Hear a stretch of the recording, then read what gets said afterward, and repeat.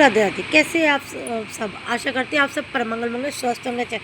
सबसे पहले आप सभी को चैत्र नवरात्रि की अनंत शुभकामनाएं। भाई आप सबको पता है जैसे कि ये नवरात्रि चल रहे हैं। भाई आप सब ने किसने 9 दिन के व्रत रखे, तो भाई मुझे कमेंट करके बताना। भाई देखो मैंने तो रखे, मेरे हस्बैंड ने और मेरे बच्चों ने नहीं रखे। भाई जिसने रखे हैं या नहीं रखे हैं मुझे कमेंट करके ज़रूर बताना। आज हम लोग बात करेंगे दूसरे नवरात्रि की। दूसरा नवरात्रा जो है 20 तारीख को। भाई देखो जैसे बड़े सारे लोग हैं ना, प्रथम नवरात्र में कलश स्थापना नहीं करते। अगर आपने प्रथम नवरात्र में कलश स्थापना नहीं करी है, किसी कारण आप कारणवश आपकी कलश स्थापना रह गई है, तो आप दूसरे नवरात्र में भी कलश स्थापना कर सकते हैं।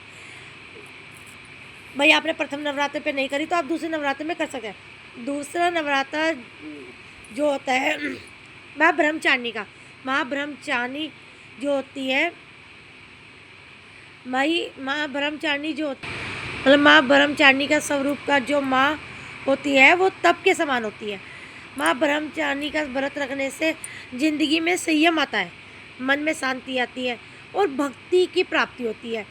माँ के हाथ में जपमाली है और बाएं हाथ में कमंडल माला। दूसरे नवरात्र में आपको सबसे पहले सुबह सुबह उठना है, गंगे जल से इसने पूजा स्थान को शुद्ध करना है, पूजा कर पोछा वगैरह लगाना है। भाई जो भी आपने चौकी वोकी लगा रखी है उसमें दीप प्रज्वलित किया जाए। भाई अखंड जोत तो आपकी जल रही है, लेकिन एक अलग से आपको माँ का दिया जलाना है। उसके बाद आपको पूजा पाठ करनी है। याद रखो दूसरे नवरात्र को जो आपके जो है, जिसको खेतरी बोला जाता है, जो आपके जो है, जो आपकी खेतरी है, उसको ढकना चालू कर दो। दूसरे नवरात्र को हल्का सा उसमें पानी डाल दिए। भाई जब आप दूसरे नवरात्र में जल ढक जब आपने जो को अपने ढक दोगे ना, तीसरे नवरात्र में आपके जो की खेतरी बहुत अच्छे से होने लग जाएगी। भाई अपने आप ही बाहर आ जाएगी। ये आपको दूसरे नवरात्र में ज़रूर करनी है। चाहे तो आप फॉइल पेपर से ढक दीजिए, अन्यथा आप प्लेट से भी ढक सकते हैं। अब आपको एक थाली तैयार करनी है।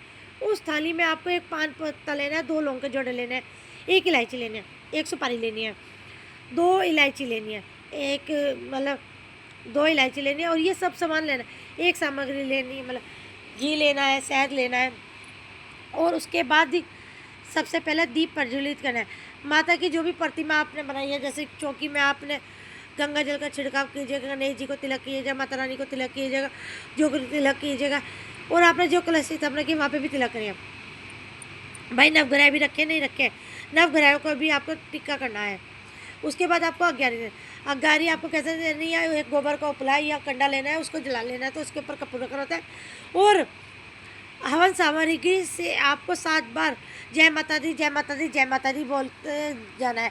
सबसे पहले आपको गणेश जी की आहुति देनी होती है। उसके बाद आपको 2 लौंग के जोड़े देने होते हैं। अगर आप अपने हस्बैंड से डलवाए वो भी डाल सकते हैं। 2 इलायची के जोड़े डालें, एक लौंग का जोड़ा डालें, 2 लौंग के जोड़े डालें। उसी के अंदर आपको पान के पत्ते 7 पत्ते तोड़ के एक पत्ते में से वो डालना है।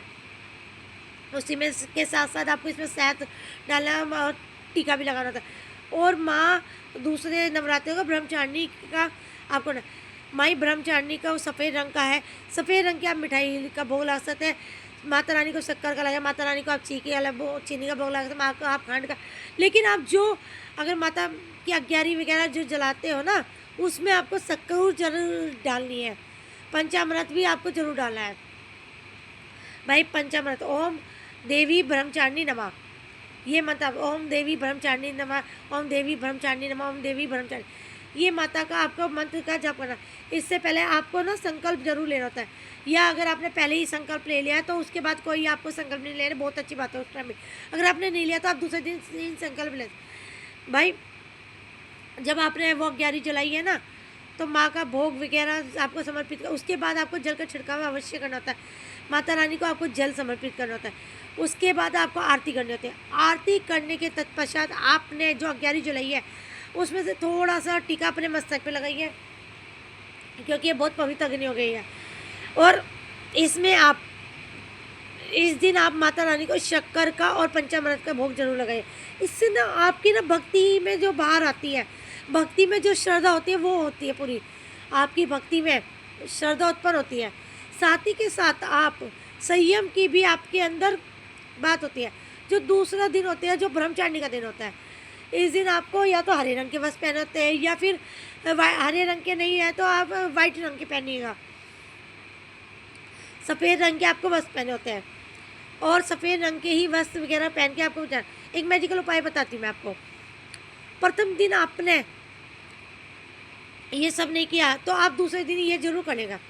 एक कटोरी में थोड़ी सी लौंग, थोड़ी सी इलायची, दोबारा बता रही हूँ, एक थोड़ी सी लौंग, थोड़ी सी इलायची, आप चाहो तो मतलब आप चाहो तो काली मिर्च का भी ये भर कर रख लीजिए।